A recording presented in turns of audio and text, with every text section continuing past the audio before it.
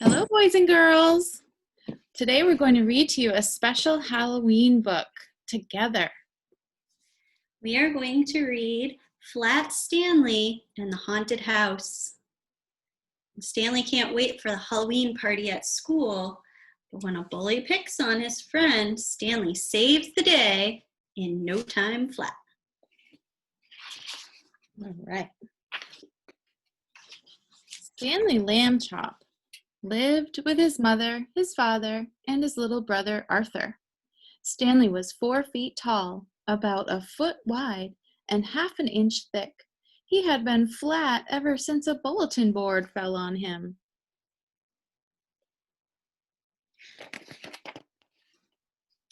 Mostly Stanley liked being flat. He was very good at dodgeball and hide and seek. "Will there be limbo at our party?" asked Stanley. He was very good at limbo too. "Yes," said Mrs. Lambchop. Stanley's school was having a Halloween party.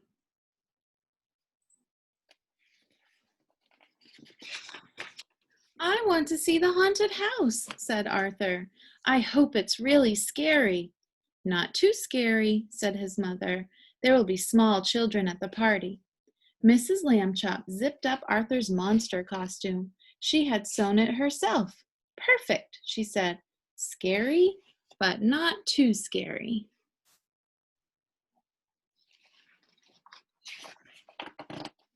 Stanley put on his costume too. He was a blueberry pancake. "You look good enough to eat," Mrs. Lambchop said. "Let's go." Arthur and Mrs. Lambchop got in the car. Mr. Lambchop tied Stanley to the roof rack. "All set, Stanley?" he asked. "All set," Stanley answered.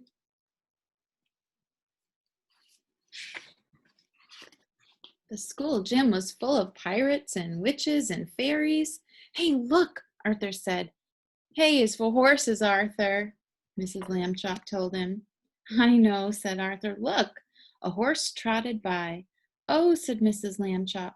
"Sorry, dear."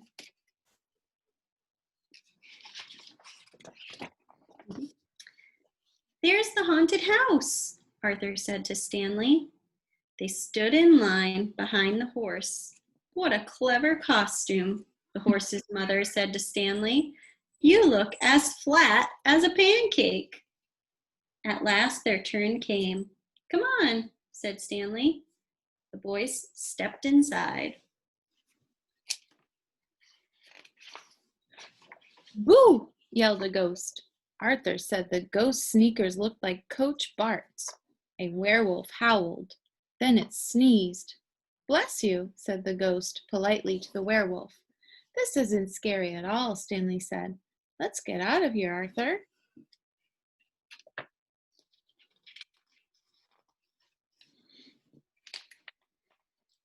Outside, Arthur and Stanley saw a little boy crying.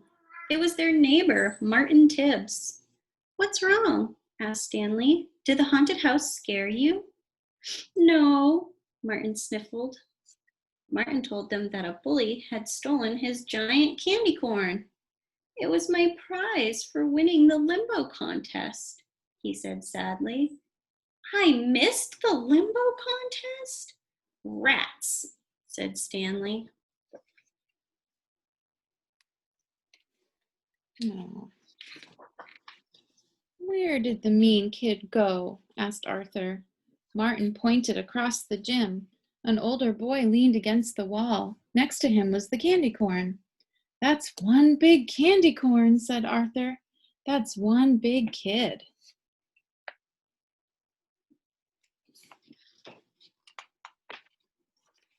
Said Stanley looked at Arthur's costume. "I have an idea," he said. "Make room for me, Arthur." Stanley took off his costume and slipped inside Arthur's. Then he whispered in Arthur's ear. "Great plan," Arthur said. "Just don't blink."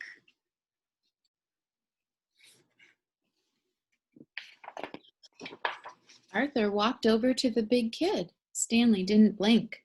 "Give that candy corn back or else," Arthur demanded.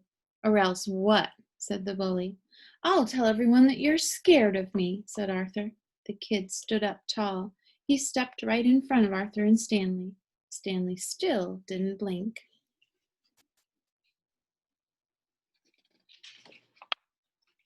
Doesn't sound like a very nice friend, does it? No. Why should I be scared of you? The bully growled. I'm a two-headed monster, Arthur said. The boy pointed to Stanley's face. Ha! That head is fake, he said. Then Stanley blinked. Fake? Said Stanley. Oh, really? Ah! Yelled the bully. He ran out the gym door, leaving the candy corn behind. I think that got him. Yes, yelled Stanley and Arthur. They jumped up and down inside Arthur's costume. Martin picked up his candy corn. Thanks, guys.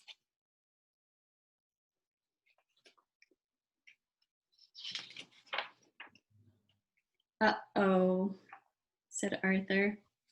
Stanley turned around. Mr. and Mrs. Lambchop were standing behind them. Arthur and Stanley Lambchop, I saw what you did, Mrs. Lambchop said sternly. That was scary.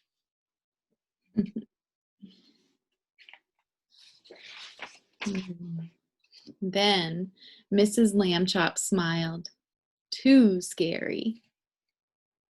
So his parents, Mr. and Mrs. Lambchop, ended up being happy about him saving the day and helping the other little boy. All right, bye, boys and girls. It was good to read with you. Have a great day.